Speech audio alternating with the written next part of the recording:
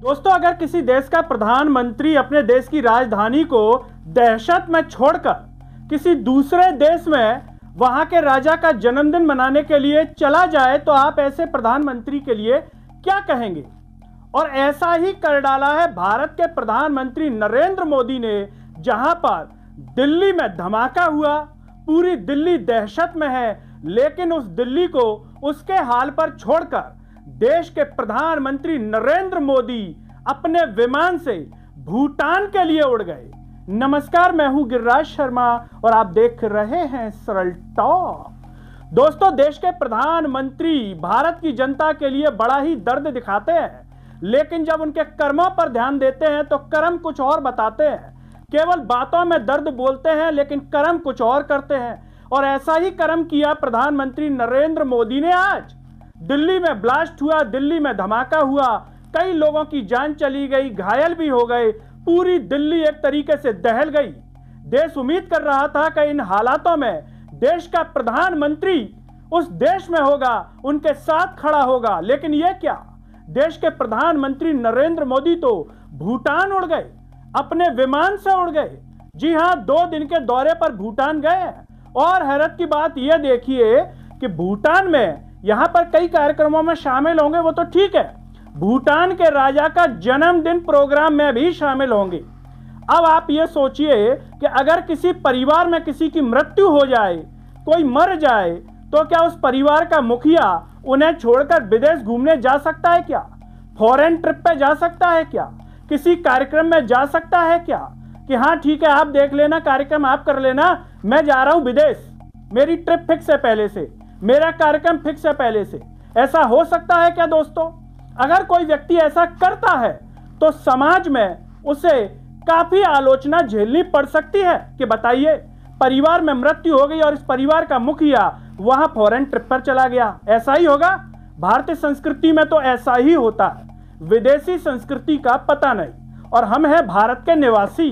तो बहरहाल नरेंद्र मोदी यहां पर उड़ जाते हैं भूटान, उनका स्वागत होता है, भूटान के मंत्री और भी जो अधिकारी हैं उनका स्वागत करते हैं। नरेंद्र मोदी जब भाषण देते हैं यहां पर भूटान में आके, तो यहां पर दर्द दिखाते हैं, कहते हैं कि मैं बहुत भारी मन से आया हूं, मतलब उनका कोई मन नहीं था आने का, भारी मन से आ गए हैं, लेकिन आ गए हैं। और यहां पर बाकायदा जो हाइड्रो प्रोजेक्ट हैं उनके कार्यक्रमों का भी उद्घाटन करेंगे, यहाँ के राजा के जन्मदिन कार्यक्रम में शामिल होंगे, और जो भी विदेश नीति के कार्यक्रम होते हैं, द्विपक्षीय वार्ता, उनमें सम्मिलित होंगे। लेकिन कह रहे हैं कि जिसने भी ये घटना की है, जो भी जिम्मेदार है, उनको बख्शा नहीं जाएगा। इस प्रकार की भाषणबाजी हमेशा दी जाती रही है, लेकिन क्या होता है, पहलगाम हुआ, पुलवामा हुआ, इतने हमले हो गए, आतंकवादी हमले, लेकिन प्रधानमंत्री नरेंद्र मोदी की नीतियां फुस नजर आती हैं। नोटबंदी की कि कभी आतंकवादी हमला नहीं होगा, लेकिन नोटबंदी का क्या हुआ, बैंड बज गया, आए दिन आतंक की घटनाएं सुनने को मिलती हैं, और दिल्ली में ये ब्लास्ट हो गया। उसके बावजूद नरेंद्र मोदी भूटान उड़ गए। अगर ये किसी दूसरी सरकार का प्रधानमंत्री होता तो यही नरेंद्र मोदी खड़े होकर मीडिया के सामने उसकी आलोचना कर रहे होते, उसे भारतीय संस्कृति का पाठ पढ़ा रहे होते, और यह कह रहे होते कि इस देश का प्रधानमंत्री कितना निर्लज है, कितना बेशर्म है, जो बताइए देश के नागरिकों को इन हालातों में छोड़ करके विदेश यात्रा पर चले गए। लेकिन अब नरेंद्र मोदी कुछ नहीं कहेंगे क्योंकि वो स्वयं प्रधानमंत्री हैं। बीजेपी पार्टी कुछ नहीं कहेगी क्योंकि उनके ही प्रधानमंत्री हैं। अगर दूसरी पार्टी का प्रधानमंत्री होता तो शायद इस तरह की बातें कही जा सकती थी। इसको लेकर के पत्रकार सोशल मीडिया, ट्विटर पर क्या लिख रहे हैं वो भी हम आपको बता देते हैं।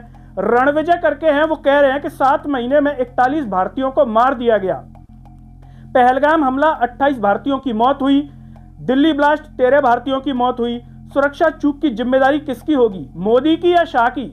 कौन लेगा जिम्मेदारी? भाई, अगर किसी पद पर कोई व्यक्ति बैठा हुआ है तो उसकी जिम्मेदारी होती है ना। पद उसको मलाई खाने के लिए तो दिया नहीं जाता कि आप सुबह शाम यहाँ पर रबड़ी खाइए, उसकी जिम्मेदारी होती है, तभी पद पर जनता बैठाती है।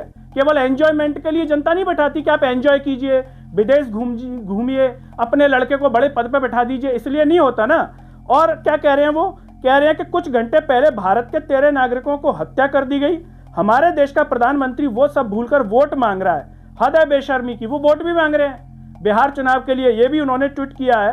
डॉक्टर राकेश पाठक कह रहे हैं इस समय दिल्ली शहर विस्फोटक खून और जहरीली हवा में डूबा है।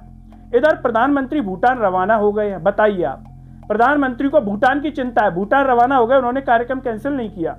और क्या कह रहे हैं रणविजय, 12 घंटे पहले देश पर हमला हुआ, 13 भारतीयों की मौत हो गई, मोदी सज धरकर भूटान निकल गए। मतलब किसी घर पर हमला हो और घर का मुखिया कहे कि मुझे तो घूमने विदेश जाना है, तुम लोग अपना देख लो। हद निर्लजता।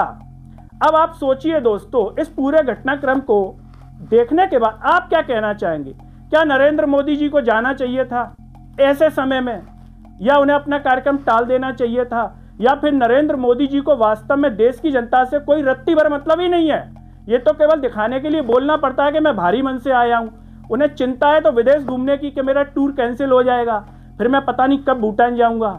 दोस्तों, आप जो भी सोचते हो कमेंट बॉक्स में अपनी राय जरूर दीजिए। इस वीडियो को हर जगह शेयर कीजिए, चैनल को सब्सक्राइब कीजिए, साथ ही साथ सरल टॉक के Facebook, Twitter, Telegram, Instagram page को आप जरूर फॉलो कीजिए। अंत में सभी से एक अपील है दोस्तों, जब यूट्यूब पर आप ये वीडियो देख रहे होंगे तो नीचे जॉइन और थैंक्स का बटन होगा। अगर आप आर्थिक रूप से सक्षम हैं तो उन बटनों के द्वारा या फिर फोन पे के QR कोड द्वारा भी आप हमें सपोर्ट कर सकते हैं, जिससे हम और बेहतर कार्य कर सकें। नमस्कार।